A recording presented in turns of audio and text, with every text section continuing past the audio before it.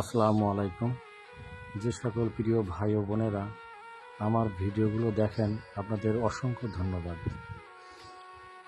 সেই সাথে আরও ধন্যবাদ জানাই আমার দূর প্রবাসে যারা আমার এই ভিডিওগুলো দেখেন, অসংখ্য ধন্যবাদ। তো আমরা এখন আছি শ্যামনগর সোনার মোড়। একটা চায়ের দোকান খোলা, অনেক রাত, একটাই চায়ের দোকান খোলা। চায়ের দোকানের পাশেই একজন মহিলা অসহায় মা শুয়ে আছে। চায়ের দোকানের কাছে জিজ্ঞাসা করলাম যে না, রাত্রে খাওয়া হয়েছে কিনা। তো বললো না, এখনো খায়নি। তো আসলাম, এসে একটা বিরিয়ানির প্যাকেট এবং একটা পানি নিয়ে ওনাকে ডাকলাম। আমার সহযোগিতা করেছিল চায়ের দোকানের এক ভাই। তো বিরিয়ানির প্যাকেটটা হাতেও দিয়ে দিলাম, উনি নিয়ে নিল, সদরে গ্রহণ করে নিল।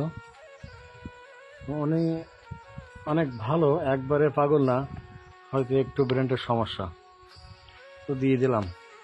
সেই সাথে আসলে বিরিয়ানিগুলো আমরা কোথা থেকে নেই, এটা হচ্ছে কালীগঞ্জে অবস্থিত আমাদের স্পেশাল বাড়ি ভাইয়ের ভাজা বিরিয়ানি, ভাজা সহ বিরিয়ানি।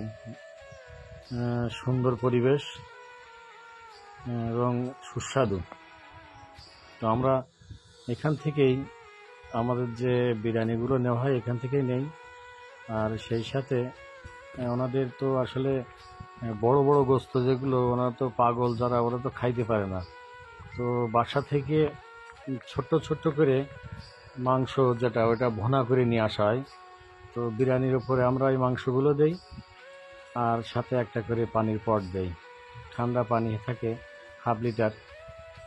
আর একটা কাজ করি, মশার কয়েল জ্বালিয়ে দেই। ধন্যবাদ সবাইকে, শেয়ার করবেন সবাই।